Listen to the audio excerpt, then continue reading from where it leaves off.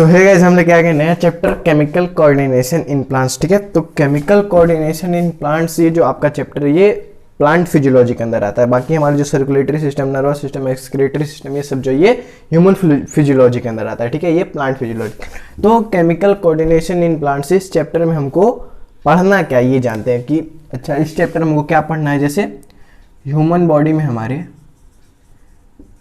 Body में हमारे endocrine glands होते हैं। क्या होते हैं? Endocrine glands. ठीक है, एंडोक्राइन ग्लैंड्स। अभी एंडोक्राइन ग्लैंड्स क्या करते हैं? एंडोक्राइन ग्लैंड्स फॉर एग्जांपल आपका थायराइड ग्लैंड हो गया, पेनक्रियाज हो गया, इंसुलिन सेक्रेट होता है बीटा सेल से। ठीक है, तो थायराइड ग्लैंड हो गया, आपका एड्रेनल ग्लैंड हो गया, आपका पेनक्रियाज हो गया, फिर आपका पिट्यूटरी ग्लैंड हो गया। जैसे एंडोक्राइन में ग्लैंड्स होते हैं, वो ग्लैंड्स क्या करते हैं? हार्मोन सेक्रेट करते हैं, हार्मोन्स। ठीक है, ग्लैंड क्या करते हैं? हार्मोन सेक्रेट करते हैं। तो जैसे ह्यूमन बॉडी में हार्मोन सेक्रेट होते हैं, वैसे ही प्लांट में भी कुछ हार्मोन्स होते हैं। ठीक है, प्लांट भी कुछ हार्मोन सेक्रेट करता है और इन्हीं हार्मोन्स की स्टडी हम केमिकल कोऑर्डिनेशन में करेंगे। ठीक है, ये हार्मोन्स की स्टडी करेंगे, प्लस क्या करेंगे? प्लस हमारा जो ट्रॉपिक मूवमेंट है। ठीक है, ट्रॉपिक मूवमेंट। अब ट्रॉपिक मूवमेंट क्या है मैं आगे वीडियो में आपको बताऊंगा। ठीक है, तो दो चीज को हमको स्टडी करनी है इस चैप्टर में। क्या? प्लांट हार्मोन्स, प्लांट की जो हार्मोन्स होते हैं उसको स्टडी करेंगे, क्या क्या उनका फंक्शन है। ठीक है, प्लस कुछ ट्रॉपिक मूवमेंट्स क्या होती है मैं आगे वीडियो में आपको बताऊंगा। ठीक है, तो ये आपके हार्मोन्स पढ़ना है और ट्रॉपिक मूवमेंट्स हमको पढ़ना है। ठीक है, तो शुरू करते हैं कि प्लांट में कौन कौन से हार्मोन्स होते हैं। ठीक है, प्लांट हार्मोन्स। तो सबसे पहला आपका जो हार्मोन है वो है auxins.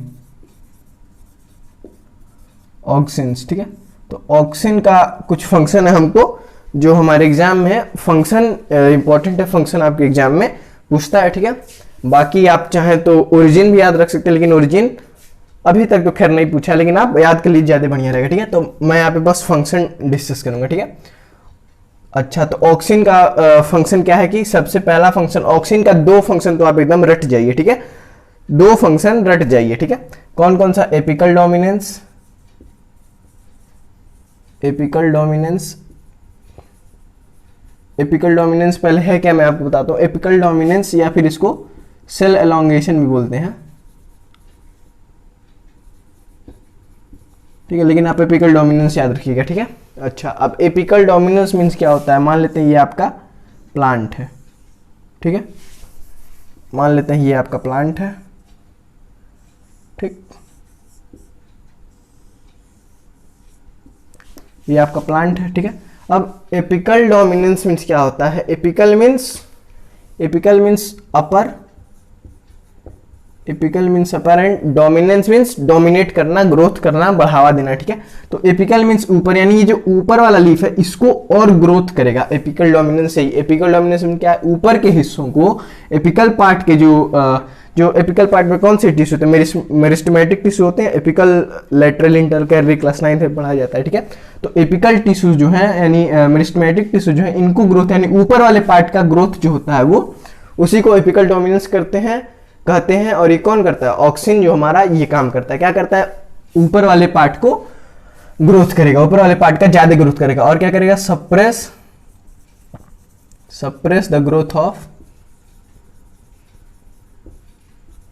lateral buds, suppress the growth of lateral buds। lateral means क्या है? जो किनारे किनारे की ये दोनों लीव्स हैं, ये दोनों lateral लीव्स हैं। lateral buds भी कह सकते हैं। buds क्या होता है? जो कली निकलता है उन्हीं को buds कहते हैं। ठीक है, तो lateral यानी अगल बगल के। ठीक है, और ऊपर वाले को एपिकल। तो अब suppress the growth of lateral buds, इन दोनों के ग्रोथ को क्या करेगा? रोकेगा और ऊपर वाले को बढ़ाएगा। ये दोनों पॉइंट हमारा यही कंक्लूड कर रहा है। क्या कंक्लूड कर रहा है कि जो लेटरल बड्स यानी जो साइड वाले बड्स उनको, उनका ग्रोथ सप्रेस कर देगा, ऊपर वाले का ग्रोथ कर देगा। ठीक है, तो ये आपका तो पहला पॉइंट जो आपको याद रखना एपिकल डोमिनेंस। ठीक है, इसी से रिलेटेड दूसरा पॉइंट है suppress the growth of lateral buds. And जो दूसरा पॉइंट मैंने कहा था आप रट जाइए, वो है parthenocarpic fruit. Parthenocarpy fruits. Parthenocarpy fruits क्या होते हैं? जो फ्रूट्स आपके विदाउट फर्टिलाइजेशन बनाए जाते हैं, विदाउट फर्टिलाइजेशन। विदाउट फर्टिलाइजेशन से मेरा क्या कहना है, जैसे आपका ये मान लेते हैं आपका क्या है, आपका फ्रूट है, ठीक है। अब इस फ्रूट में मान लेते हैं फ्रूट है, आपका बर्ड है, ये आपका फ्रूट है। अब इसमें फर्टिलाइजेशन होना है, मेल फीमेल गैमेट का फर्टिलाइजेशन होना है, तब ये और इसका ग्रोथ होगा, ठीक है। ये राइप होगा, पकेगा, फर्टिलाइजेशन होगा तो और ये पकेगा, ठीक है। अब इस फ्रूट में क्या किया जाता है, यही ऑक्सिन हार्मोन जो है यही इस फ्रूट में इंट्रोड्यूस करा दिया जाएगा। क्या करा दिया जाएगा, ऑक्सिन हार्मोन हमारा इस प्लांट में, सॉरी इस फ्रूट में इंट्रोड्यूस करा दिया जाएगा। तो उससे क्या होगा, उससे इसका ग्रोथ होने लगेगा, ठीक है। यानी विदाउट फर्टिलाइजेशन हम ऑक्सिन का यूज करके फ्रूट का ग्रोथ करा सकते हैं। यही पार्थेनोकार्पिक फ्रूट होता है। पार्थेनोकार्पिक फ्रूट मतलब विदाउट फर्टिलाइजेशन जो फ्रूट बनाए जाते हैं उन्हीं को पार्थेनोकार्पिक फ्रूट कहते हैं, ठीक है। अच्छा, तो ये आपका हो गया। अच्छा, इसके बाद क्या होगा, अब इसके बाद क्या होगा कि इसका ये दोनों मेन फंक्शन है क्या, apical dominance and parthenocarpic fruit, ठीक है। और सेकंड वाला जो फंक्शन है ये पहले वाले से रिलेटेड है, ठीक है। अच्छा, अब बाकी क्या क्या आपको कुछ फंक्शन याद रखने हैं कि आपको डिले फॉल ऑफ लीव्स, ठीक है। जो पत्ते झड़ जाते हैं उनको डिले करेगा, उनको और टालेगा, यानी ज्यादा दिन तक हमारा जो प्लांट है वो जवान रहेगा, ठीक है। डिले फॉल ऑफ लीव्स हो गया, ठीक है। ये आपके कुछ पॉइंट्स हो गए, ठीक है। अच्छा, अब इसके बाद जो सेकंड हार्मोन है हमारा वो क्या है कि ये मेन क्या है, apical dominance and parthenocarpic fruit. हो सकता है आपके बुक में एक दो और फंक्शन नहीं है, लेकिन मेन क्या है, एपिकल डोमिनेंस एंड पार्थेनोकार्पिक, ठीक है। ये मेन है, ठीक है। अच्छा, दूसरा क्या है, दूसरा आपका है जिबरलिन, जिबरलिन्स, ठीक है। जिबरलिन्स का भी जो मेन फंक्शन आपको याद रखना क्या है, cell elongation by growth of internodes, cell elongation by the growth of internodes, ठीक है। इंटरनोड्स क्या होते हैं, आपका ने शुगर केन देखा होगा, ठीक है। तो शुगर केन में क्या होता है, गन्ना शुगर केन में क्या होता है कि बीच बीच में ऐसे नोड्स होते हैं, बीच बीच में ऐसे नोड्स होते हैं, ठीक है। तो इन्हीं नोड्स को क्या कहते हैं, इन्हीं नोड्स को कहते हैं इंटरनोड्स, ठीक है। ये जो है आपका बीच बीच में ऐसे रहता है, शुगर केन में आपने देखा होगा, ये क्या है, यही इंटरनोड्स। अब इन्हीं इंटरनोड्स का ग्रोथ, यही जो इंटरनोड इतना था उसको और ग्रोथ करा के मोटा कर देगा, ठीक है। तो ये आपका काम करता है, cell elongation by growth of internodes आपके ग्रो होने लगेंगे, ठीक है। अब इंटरनोड ग्रो होंगे, इंटरनोड्स आपके ग्रो होंगे तो सेल एलोंगेट होगा, ठीक है। इसमें भी एपिकल डोमिनेंस होगा तो सेल अपने आप एलोंगेट हो जाएगा, ठीक है। तो ये आपका पहला फंक्शन, ठीक। फिर क्या है, breaks seed dormancy and starts germination.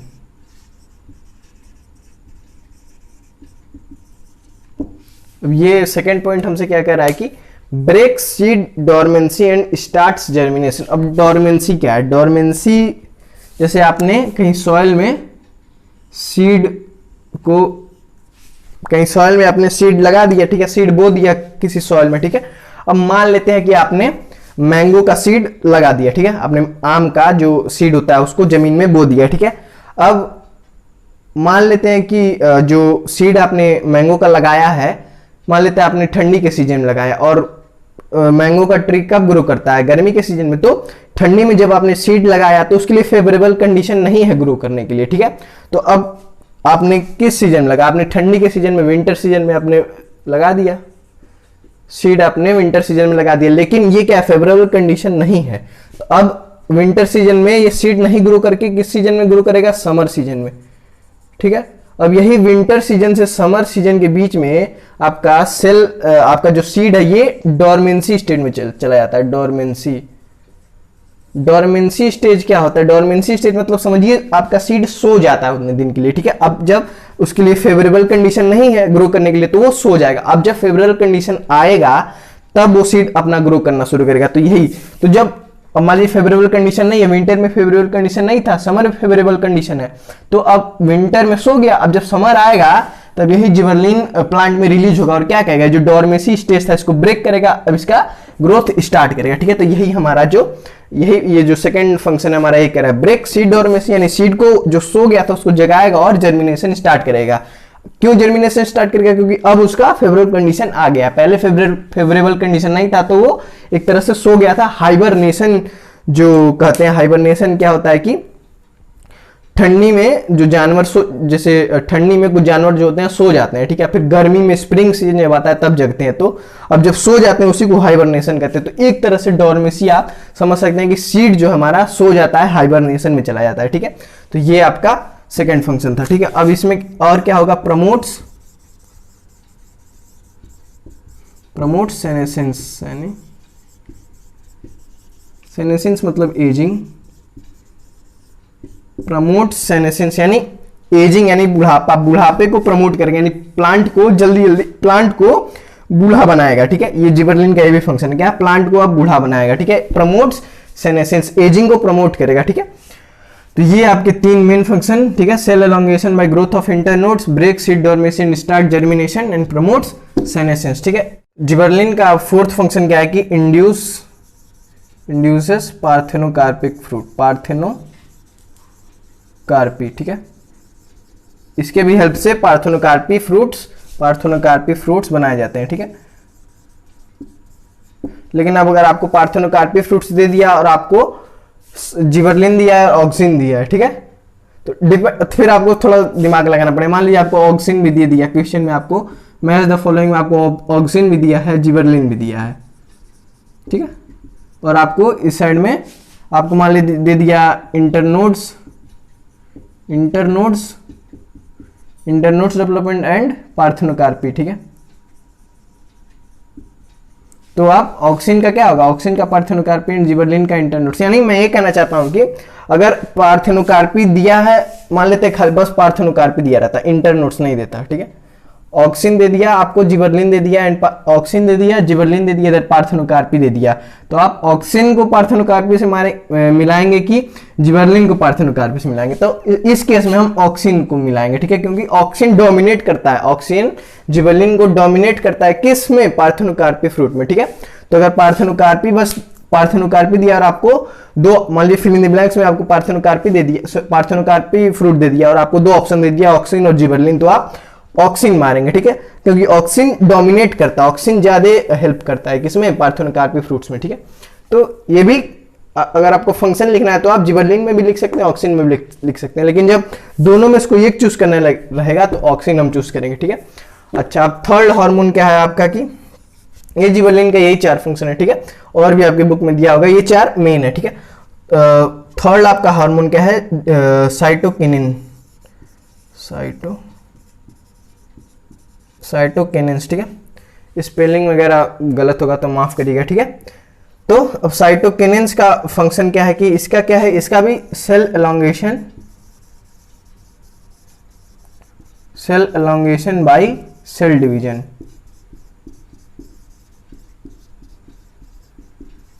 अब आप देखेंगे कि सब में सेल एलोंगेशन हो रहा है, लेकिन अब इसमें सेल एलोंगेशन सेल एलोंगेशन का वे क्या है, इसमें एपिकल डोमिनेंस है, इसमें क्या है, growth of internode, cell elongation by growth of internode. ठीक है, इसमें क्या है, cell elongation by cell division, इसमें ग्रोथ ऑफ इंटरनोड, इसमें एपिकल डोमिनेंस। तो सेल एलोंगेशन सब में हो रहा है, वे अलग अलग है, तरीका अलग अलग है। ठीक है, तो cell elongation by cell division. ठीक है, तो फिर साइटोकिनिन का सेकंड फंक्शन क्या होता है हमारा, साइटोकिनिन का सेकंड फंक्शन है आपका, पहला क्या था, cell division by cell elongation. ठीक है, सेकंड फंक्शन आपका है कि इनहिबिट्स एपिकल डोमिनेंस।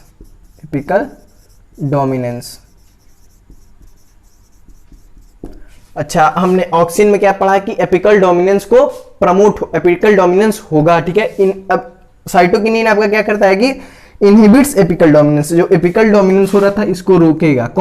कौन रोकेगा, आपका साइटोकिनिन रोकेगा। लेकिन अगर आपको पूछेगा कि एपिकल डोमिनेंस को प्रमोट कौन कर रहा है, तो ऑक्सिन प्रमोट कर रहा है और साइटोकिनिन रोक रहा है, इनहिबिट कर रहा है। ठीक है, तो ये साइटोकिनिन का सेकंड फंक्शन। थर्ड फंक्शन है आपका कि prevent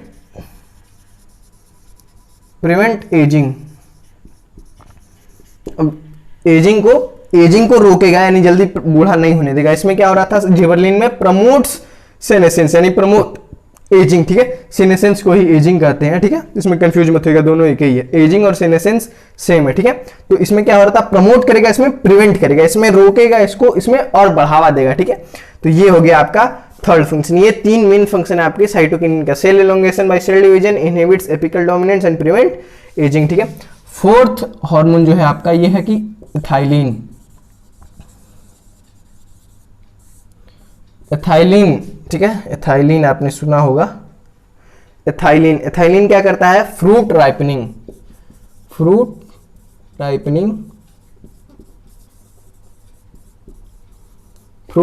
and promotes senescence.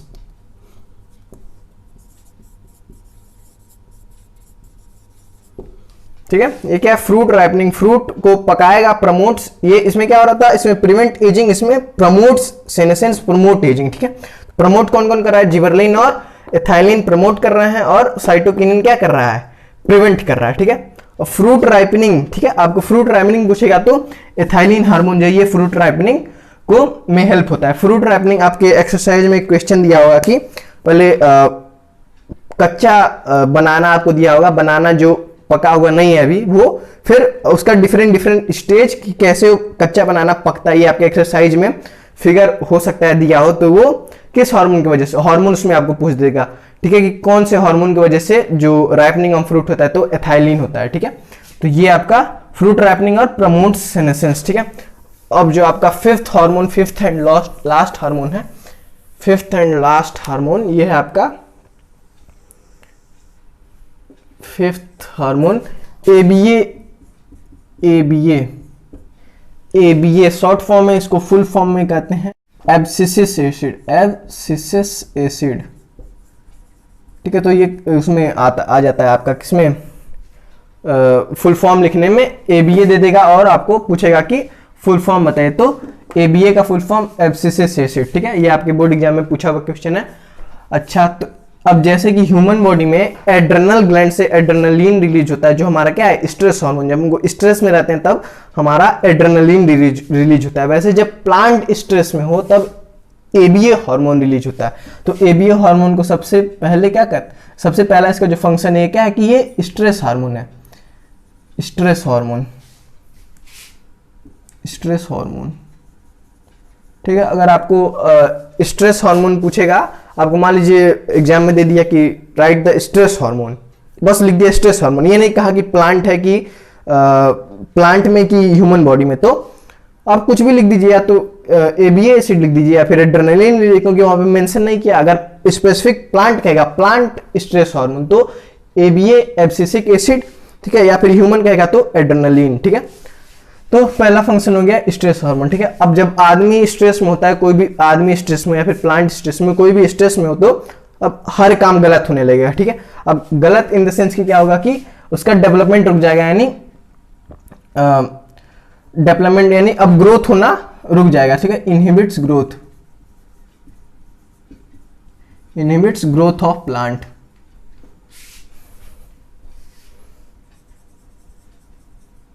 Inhibits growth of plant, ठीक है। अब प्लांट का ग्रोथ रुक जाएगा, क्यों रुक जाएगा, क्योंकि प्लांट स्ट्रेस में, और स्ट्रेस हार्मोन क्या है, एबीए एसिड, ठीक है। तो अब जब कोई भी आदमी स्ट्रेस में रहेगा तो उसका ग्रोथ रुक जाएगा, ठीक है। अब दूसरा क्या होगा कि प्रमोट्स सीड डोरमेंसी, अब जो डोरमेंसी था, यहाँ पे हमने डोरमेंसी पढ़ा था कि हाइबरनेशन में चला जाता है, सीड आपका सो जाता है, तो अब उसको प्रमोट करेगा, सीड को ये सुलाएगा। क्यों सुलाएगा, कि स्ट्रेस में अब सब काम देखिए गलत हो रहा है, क्या ग्रोथ रुक गया है, सीड को अब सुला रहा है, प्लस आपका क्या होगा कि प्रमोट्स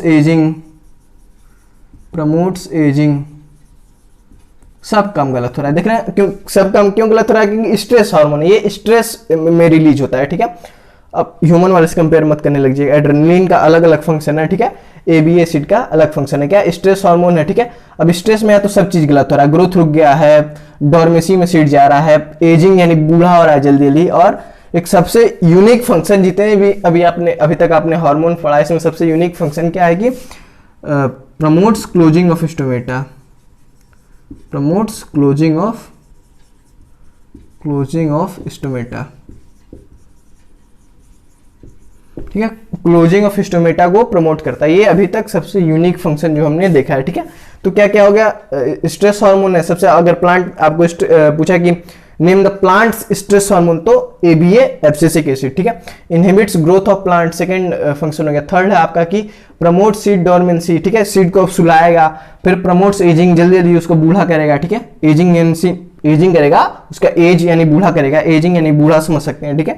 इसमें क्या हो रहा था कि इसमें क्या है प्रमोट्स, इसमें क्या है प्रिवेंट एजिंग, यानी अब उसको प्रिवेंट करेगा, रोकेगा, बूढ़े होने से रोकेगा। इसमें क्या है प्रिवेंट एजिंग, यानी साइटोकिनिन का फंक्शन क्या है प्रिवेंट एजिंग, रोकेगा बूढ़े होने से। इसमें क्या है प्रमोट करेगा और बूढ़ा हो, ठीक है। अब और लास्ट फंक्शन क्या है सबसे unique, promotes closing of stomata. Closing of stomata में भी ABA एसिड का हाथ होता है, यानी इसका भी यूज होता है, ठीक है, इसका भी फंक्शन है, ठीक है। तो ये आपके पांचों hormone, auxin, gibberellin, cytokinin, ethylene और ABA एब्सिसिक एसिड, ठीक है। तो इसका मैंने इनका मैंने आपको फंक्शन बता दिया, यही फंक्शन आपके बोर्ड एग्जाम में पूछता है, ठीक है।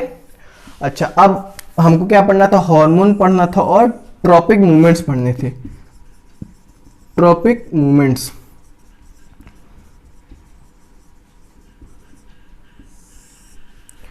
ये तो आपके पांचों हार्मोन होंगे। ट्रॉपिक मूवमेंट क्या होता है, ट्रॉपिक मूवमेंट जानने से पहले आप स्टिमुलस समझना पड़ेगा। स्टिमुलस क्या होता है,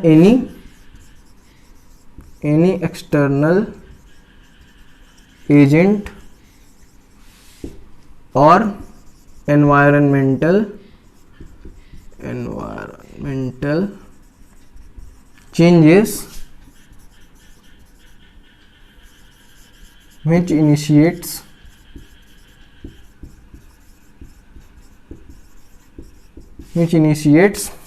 any external agent or environmental changes which initiates response in our body, which initiates response in our body, in the body, ठीक है।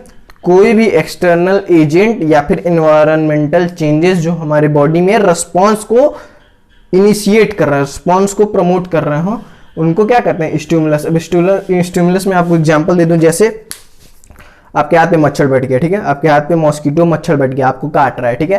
तो अब वो काटा, अब आपका नर्वस सिस्टम काम किया, इंपल्स जनरेट हुआ। अब ये इस हाथ पे आपको मान लीजिए मच्छर काटा, तो इस हाथ से आप उसको मारेंगे, तो ये जो मारेंगे आप मच्छर को आपने मारा, ये क्या है, ये रिस्पॉन्स है, और वो मच्छर क्या था, स्टिमुलस था, ठीक है। तो एनी एक्सटर्नल एजेंट, यानी मच्छर क्या था, एक्सटर्नल एजेंट था, जिसकी वजह से हमारे बॉडी में रेस्पॉन्स जनरेट हुआ है, ठीक है।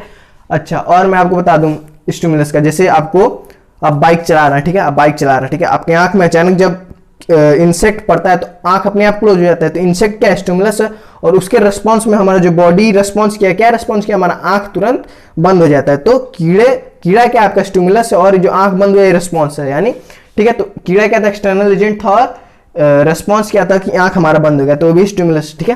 तो ये आपके स्टिमुलस के एग्जाम्पल हो गए। तो ये तो मैं ह्यूमन बॉडी से रिलेट किया हूँ, सेम ऐसा ही प्लांट में भी है, ठीक है। अच्छा, ट्रॉपिक मूवमेंट्स क्या होता है कि जो हमारा स्टिमुलस है उसके डायरेक्शन में या तो पॉजिटिवली या फिर नेगेटिवली, अभी मैं आगे, यानी ट्रॉपिक मूवमेंट्स यानी स्टिमुलस के डायरेक्शन में मूव करना है। डायरेक्शन इन द सेंस कि आपका इन द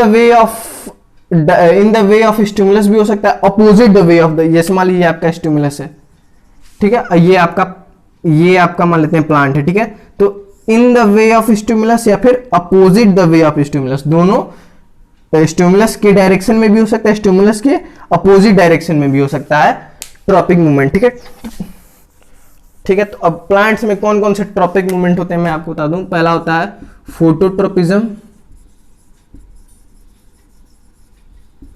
फोटोट्रोपिज्म, सेकंड होता है आपका जियोट्रोपिज्म,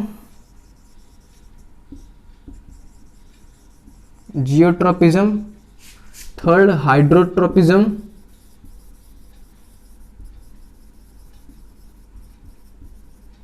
फोर्थ आपका टिग्मोट्रोपिज्म, एंड सिक्स्थ है आपका, सॉरी फिफ्थ है आपका केमोट्रोपिज्म।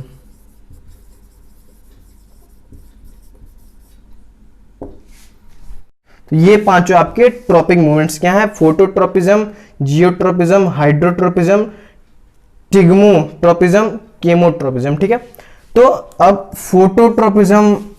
फोटोट्रोपिज्म में स्टिमुलस हमारा क्या है, स्टिमुलस है फोटो यानी लाइट, इसमें हमारा लाइट स्टिमुलस है। ठीक है, फोटो यानी लाइट और ट्रोपिज्म मींस इसके डायरेक्शन में अब प्लांट अब कैसे मूव करेगा मैं बताता हूं, बस आपका इतना समझिए। फोटोट्रोपिज्म में आपका स्टिमुलस क्या है, लाइट है। ठीक है, जियोट्रोपिज्म में आपका स्टिमुलस क्या है, आपका स्टिमुलस है अर्थ। ठीक है, जियो मीन्स अर्थ। ठीक है, हाइड्रो मीन्स हाइड्रोट्रोपिज्म में इसमें क्या है, वाटर।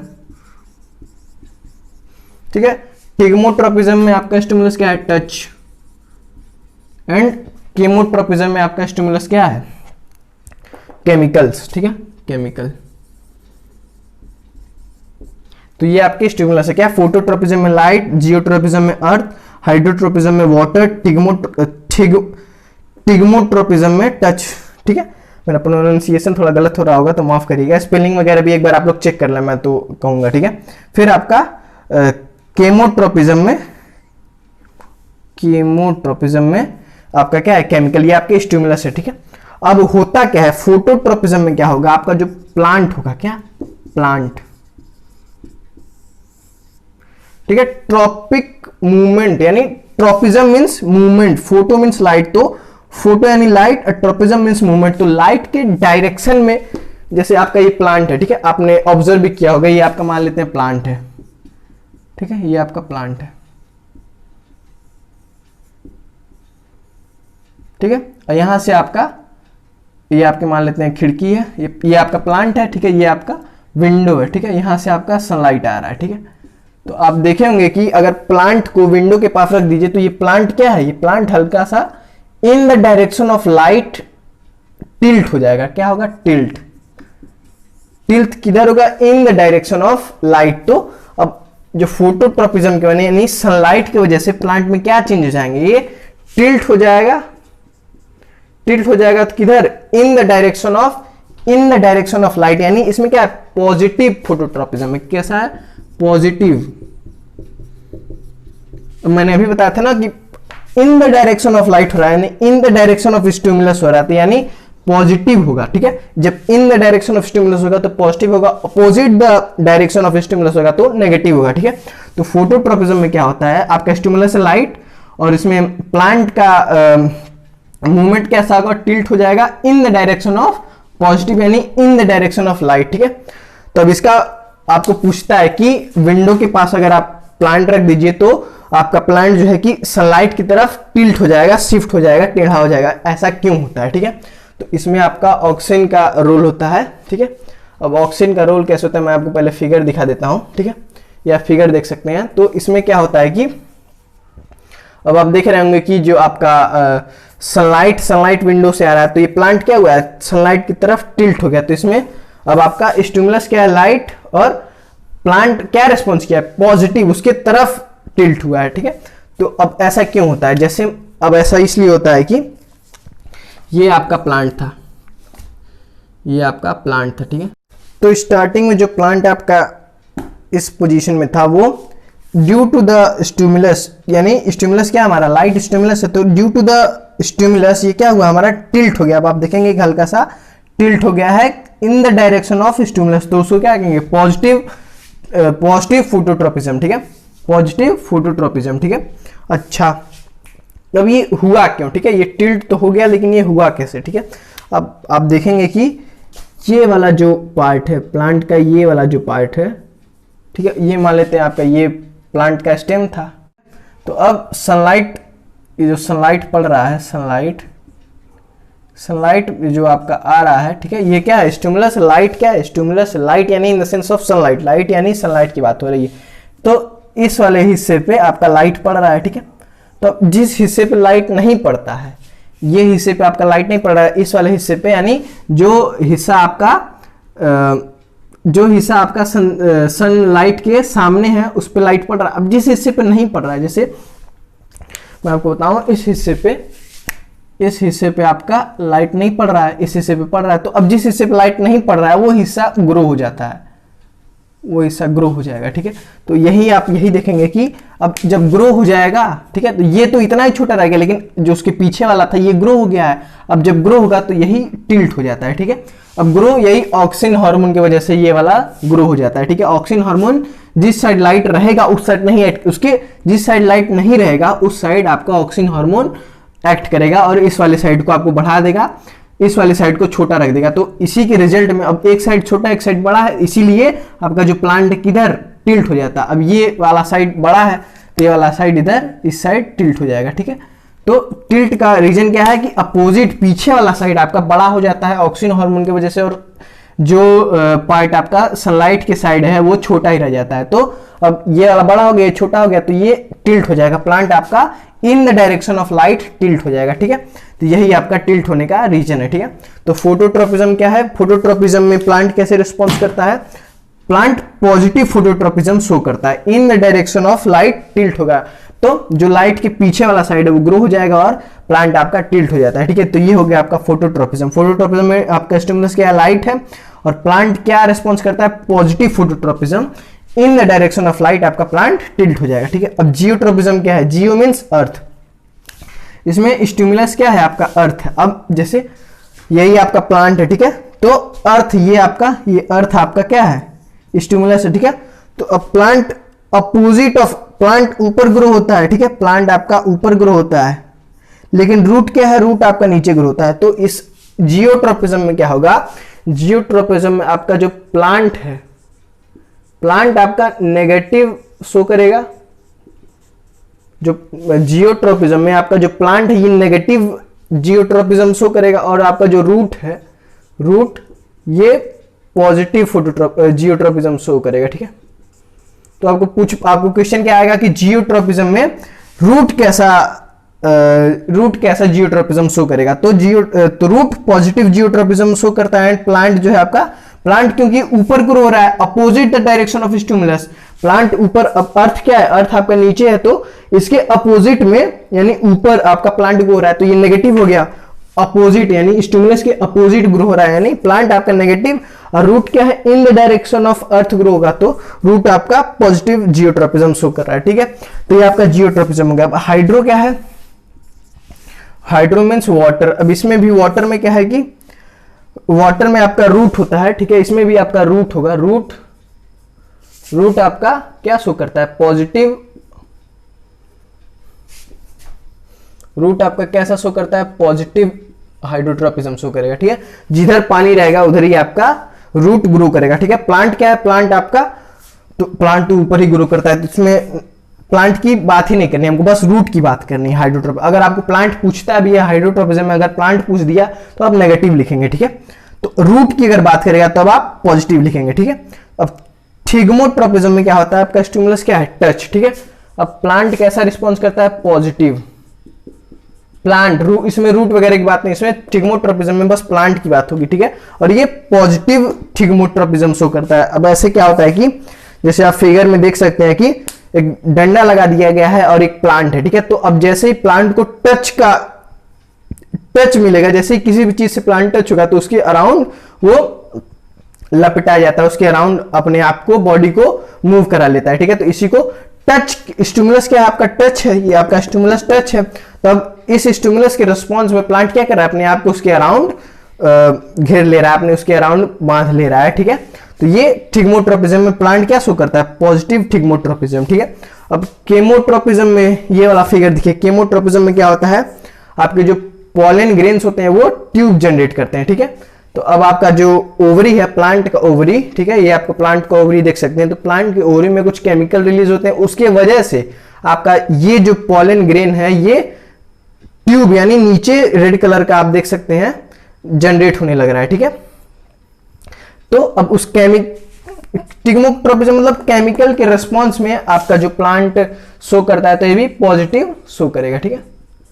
तो आपका यही सब पूछता है, पॉजिटिव शो करेगा कि नेगेटिव शो करेगा, प्लस ये वाला टिल्ट वाला पूछ देगा, प्लस आपका जो टच वाला ये पूछ देगा, प्लस आपका ये केमिकल वाला पूछ देता है, ठीक है। तो यही होता है, ठीक है। तो ये आपका स्टिमुलस, ठीक है। आपके क्या फोटोट्रोपिज्म में, फोटोट्रोपिज्म में प्लांट पॉजिटिव फोटोट्रोपिज्म शो करता है, ठीक है। जियोट्रोपिज्म में आपका जो प्लांट है वो नेगेटिव शो करेगा, रूट आपका पॉजिटिव जियोट्रोपिज्म शो करता है। हाइड्रोट्रोपिज्म में आपका रूट की बस बात होगी हाइड्रोट्रोपिज्म में, अगर आपको प्लांट पूछता भी है तो नेगेटिव आप लिखेंगे, ठीक है। रूट आपका पॉजिटिव हाइड्रोट्रोपिज्म शो करता है। थिग्मोट्रोपिज्म क्या होता है, थिग्मोट्रोपिज्म यानी टच, और थिग्मोट्रोपिज्म में प्लांट पॉजिटिव थिग्मोट्रोपिज्म शो करता है। केमोट्रोपिज्म में आपका, केमोट्रोपिज्म में अब उसमें पॉलन ग्रेन्स ओवरी की बात होगी, ठीक है। तो उसमें भी पॉजिटिव कौन शो करता है, पॉलन ग्रेन्स आपके पॉजिटिव केमोट्रोपिज्म शो करते हैं, ठीक है। तो ये आपके hormones auxin, gibberellin, cytokinin, ethylene और एबीए एफसीसी एसिड, इनका फंक्शन प्लस आपके ट्रॉपिक मूवमेंट्स, जो 5 ट्रॉपिक मूवमेंट्स है ये, ठीक है। और कई लोग फोटोट्रोपिज्म में सनफ्लावर का सोच रहे हैं, सनफ्लावर जो सन को फॉलो करता है वो भी फोटोट्रोपिज्म के अंदर आता है। नहीं, ऐसा नहीं है। सनफ्लावर क्या कहता है, सन के मूवमेंट को फॉलो करता है, और लाइट के स्टिमुलस में सन के मूवमेंट को, यानी जहां जहां सन जाएगा वहां वहां फॉलो, उसको हेलियोट्रोपिज्म कहते हैं। हेलियोट्रोपिज्म वो हमारे सिलेबस में है नहीं, हो सकता है आपके बुक में कहीं छोटा सा दिया हो हेलियोट्रोपिज्म। हाँ, इसको आप चाहे तो इसको आप याद रखिएगा कि सनफ्लावर वाला जो होता है वो हेलियोट्रोपिज्म होता है, ठीक है। सनफ्लावर पॉजिटिव हेलियोट्रोपिज्म शो करता है। फोटोट्रोपिज्म में सनफ्लावर वाला केस नहीं आएगा, ठीक है। वो सनफ्लावर वाला क्या है, हेलियोट्रोपिज्म है, ठीक है। तो ये आपका पूरा केमिकल कोऑर्डिनेशन का चैप्टर, इसमें बस इतना ही है। आपका हार्मोन का फंक्शन है, ये चूंकि नया चैप्टर है इसलिए छोटा चैप्टर है, हमारा 2-3 साल पहले ही, 3 से 4 साल पहले ही हमारे सिलेबस में जुड़ा है ये, ठीक है। तो इसमें 5 हार्मोन, उनके फंक्शन प्लस आपके 5 ट्रॉपिक मूवमेंट्स, ठीक है। और छठा हेलियोट्रोपिज्म आप समझ सकते हैं, इसमें सनफ्लावर वाला केस है, सनफ्लावर वाला केस को हेलियोट्रोपिज्म कहते हैं, ठीक है। तो ये आपका पूरा केमिकल कोऑर्डिनेशन का चैप्टर। अब अगले वीडियो में हम कुछ क्वेश्चन इस पे कराएंगे, ठीक है। यही सब नॉर्मल क्वेश्चन पूछता है, ये टिल्ट वाला पूछ देगा, टच वाला पूछ देगा, थिग्मोट्रोपिज्म, केमोट्रोपिज्म पूछ देगा, प्लस वो बनाना वाला जो था वो पूछ सकता है, ठीक है। फिर सनफ्लावर का शायद पूछ दे, क्या पता इस बार पूछते, अभी तक नहीं पूछा है, ठीक है। तो इसको भी आप याद रखिएगा, ठीक है। सो आज की वीडियो के लिए बस इतना ही, मिलते हैं अगले वीडियो में। अगला वीडियो हम बोर्ड्स के क्वेश्चन डिस्कस करेंगे, ठीक है। सारा सब चीज खत्म हो गया ये वीडियो में, सब आपका केमिकल कोऑर्डिनेशन इन प्लांट्स ये चैप्टर आपका फिनिश, ठीक है। सो होप आपको सब कुछ समझ में आया होगा, ठीक है। तो पढ़ते रहिए, मिलते हैं अगले वीडियो में, तब तक के लिए धन्यवाद।